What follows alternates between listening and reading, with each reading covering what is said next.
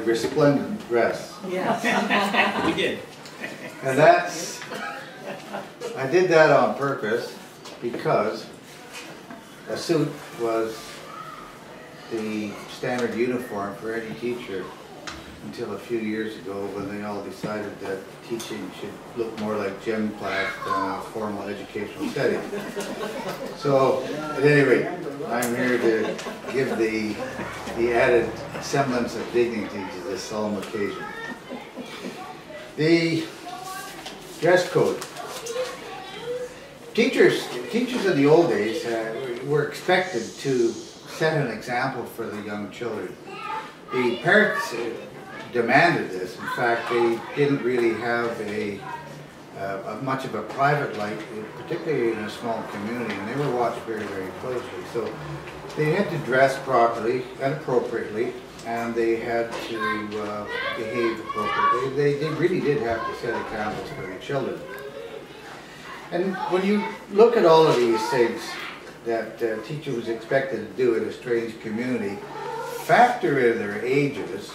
And you heard that Florence and Ruth were 18 and 19 when they started teaching. Well, if you graduated from high school at age 18, you took 1 year of normal school, and then you were sent out into the wilds to tame the hordes and bring them erudition and literacy. So this is, this is quite a challenge to a 19-year-old. When you look at our 19-year-olds today, would you want them in front of a classroom teaching your kids? So, it's an academic question, isn't it? Yeah. At any rate, this was one of the challenges of many young people, and of course you can understand why they got into a community. They would stay a year or two. Being so young, the pressures that were put upon them by the public were so extremely great that they usually didn't last more than 1 year or 2 years in a small one-room school. And we'll talk about the workload later, but they'll give you the details.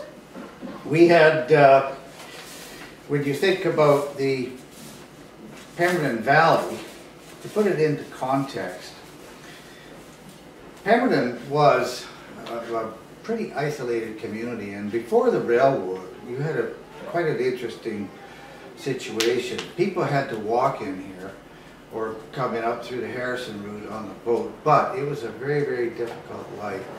Even the simple fact of attracting a teacher to come up and teach maybe 8 or 10 or 12 children was almost an impossible chore.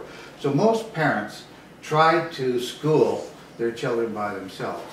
And in fact, Margaret Foberg puts it in her book that most were able to achieve some level of literacy amongst their children. And the kids would learn to read and write, and then because they had a lot of time to practice reading in the wintertime, there was nothing else to do, they would become quite proficient at it. And when you see the sort of books that children used to read years ago, it's quite a bit different than what they're doing now. They read classics, and they had a good command of English and the fundamentals of philosophy and physics and science. I mean, it was universal, but it was all part of the age because they didn't have external influences to help them with this.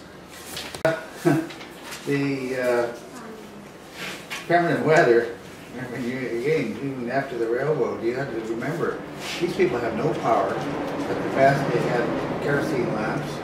They had roads which were frequently flooded. In the wintertime, there was so much snow on them that they had to wait till it froze enough so that they could walk around on the crust. So communication and travel was extremely limited. So if and when there were schools, they would have, it would be a neighborhood school. They would set it up where there was a sufficient population of young children to teach. So this is why the one-room schools sprang up, simply because transportation was not an issue, because there wasn't any. They had to be able to walk to school, and schools were in the population centers. There was one up the valley, there was one at Spetch, and there was another one out, I think there was one in Pemberton somewhere later on. But it wasn't until the coming of the railway where they really made a difference, and you saw the expansion of the